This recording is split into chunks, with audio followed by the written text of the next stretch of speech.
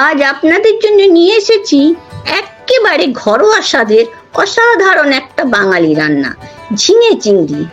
চলুন এবার দেখে নেওয়া যাক আমি এই রান্নাটা কিভাবে বানাচ্ছি।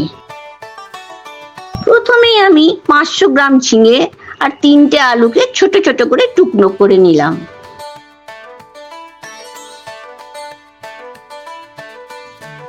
তারপর একটা মিক্সার বাটিতে 2 চামচ সর্ষে আর 2 চামচ পোস্ত দিয়ে সেটাকে ভালো করে পেস্ট করে নিলাম।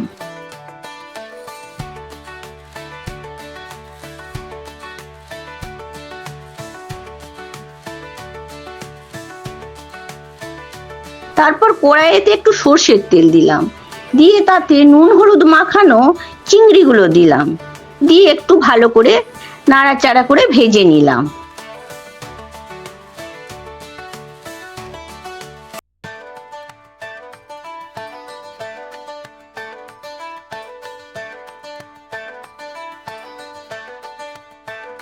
চিংড়িগুলো হয়ে যাবার পর চিংড়িগুলো কড়াই থেকে তুলে রেখে দিলাম, দিয়ে সেই তেলেতে কেটে রাখা সবজিগুলো দিয়ে দিলাম। তার উপর একটু হলুদ আর একটু নুন দিয়ে ভালো করে নাড়াচাড়া করে নিলাম।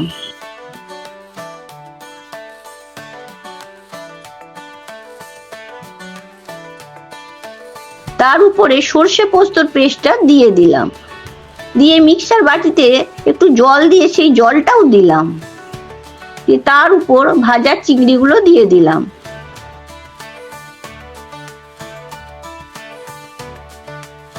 দিয়ে একটু নাড়াচাড়া করে ঢাকনা দিয়ে দিলাম।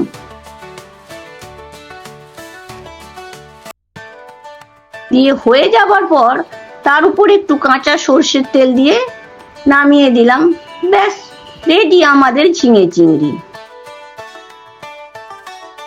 এই ঝিঙে চিংড়ি কিন্তু গরম ভাত দিয়ে খুব ভাল লাগে খেতে। আপনাদের খেয়ে কেমন লাগলো কমেন্ট বক্সে অবশ্যই জানাবেন।